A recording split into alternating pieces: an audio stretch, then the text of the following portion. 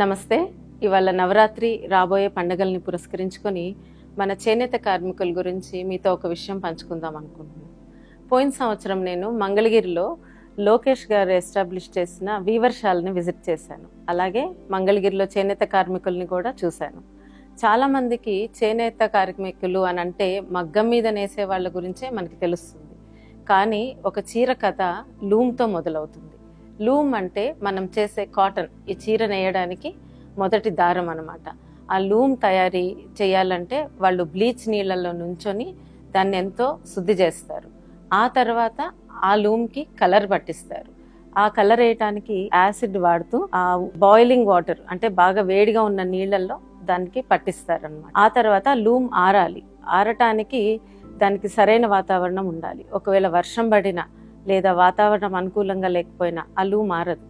ఇంత చేస్తే వాళ్ళకి ఒక లూమ్కి 500 రూపాయలు వస్తుంది. అంటే లూమ్ ఆరకపోయినా వాతావరణం సరిగ్గా లేకున్నా వాళ్ళకి రావు. ఆ లూమ్ ఆ తర్వాత దాని నుంచి ఆశకి వెళ్తుంది. ఆశ అంటే ఒక చెర్కా దాని మీద, పెద్ద దాని మీద దాన్ని ఇంకా సన్నగా ఫైన్గా తయారు చేస్తారు. అక్కడి నుంచి పొడవు. సో పొడవు అంటే చీర పొడుగు రావటానికి మళ్ళీ లూమ్ని అలా తయారు చేసుకుంటారు. ఇవన్నీ అయ్యాక మగ్గం మీదకి వస్తుంది అనమాట. అంటే ఇంతమంది చేనేత పరిశ్రమ మీద ఆధారపడి ఉంటారు. కానీ వీళ్ళకి ఇప్పుడు ఆ వాతావరణం అనుకూలించకపోయినా డబ్బు రాదు. అలాగే మార్కెట్లో డిమాండ్ లేకపోయినా డబ్బు ఉండదు.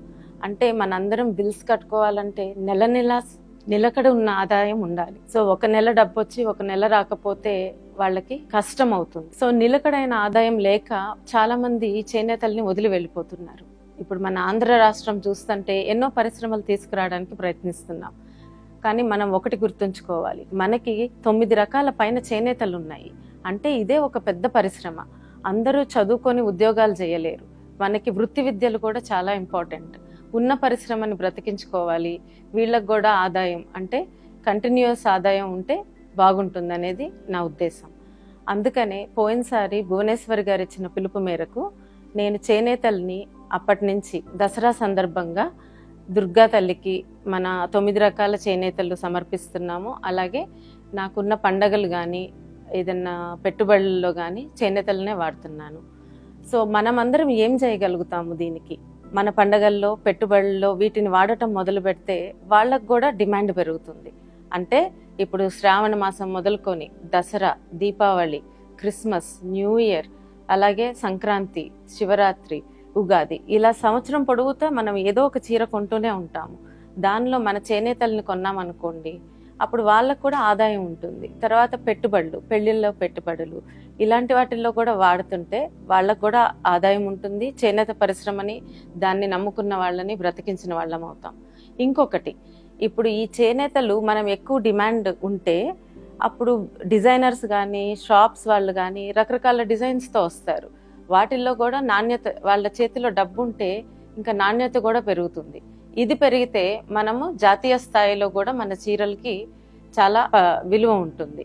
అంటే ఇప్పుడు చీరలు కొనే వాళ్ళకి చాలా మందికి తెలుసు, ఒక పటోలా చీరకి 1,00,000 రూపాయలు, పైతనీ చీరకి 1,00,000 రూపాయలు, జామ్దాని చీరకి 1,00,000 రూపాయలు. ఇంత విలువ చేసే చీరలు ఉన్నప్పుడు, మనకి ఇంత పరిశ్రమ ఉన్నప్పుడు మనం కూడా ఎంతో కొంత వాళ్ళకి చేయూతనిస్తే వాళ్ళు అంతే మంచి చీరలు నేయగలుగుతారని నా నమ్మకం. మన పండగలు మన చేనేతలు అనే నినాదంతో మనం వీటికి సెలబ్రిటీస్ కానీ, నాయకులు కానీ, సోషల్ ఇన్ఫ్లుయెన్సర్స్ కానీ, ఎవరైనా ఫాలోవర్స్ ఉన్నవాళ్ళు ఈ పండగల సందర్భంగా మన చేనేతలు ధరించి పండగ శుభాకాంక్షలు తెలియజేస్తే వీటికి ఇంకా త్వరగా ప్రాముఖ్యతనిచ్చిన వాళ్ళం అవుతాము. చేనేతని రంగాన్ని నిలబెట్టుకున్న వాళ్ళం అవుతాము. ఇవాళ చేనేత వస్త్రాలు ప్రమోట్ చేయడానికి లేడీస్ కి ప్రత్యేకం.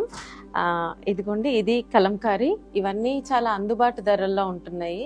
ఇది మంగళగిరి, అలాగే చీరాల. ఇప్పుడు నేను కట్టుకున్నది కూడా వెంకటగిరి. ఇది కూడా వెంకటగిరి శారీ, వాడ శారీ, పొందూరు కాటన్ అంటే ఖాదీ. ఇది మొత్తం ఖాదీ శారీ. పోచంపల్లి, మన తెలుగు రాష్ట్రాల వీవ్స్ ఇవి.